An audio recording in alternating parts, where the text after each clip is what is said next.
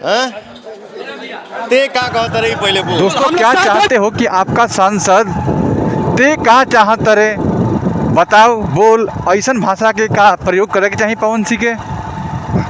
अगर सांसद बन जइहन अभी तो ई तेवर बाटे, आगे मान लगी आपके पवन सिंह स्टार, आपके भाईजान, आपके सलमान खान अगर सांसद बन जइहन तो का तर लागत है कि गरीब के इज्जत दे पहिन, सम्मान दे पहिन।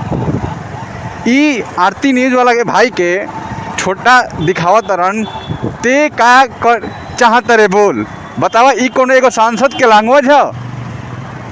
भाई कहलन अपना के तो कहलन कि जी नाम के आगे जी लगाओ और दूसरा के रिस्पेक्ट के बारी आओ तो तेरे पे आवेलन।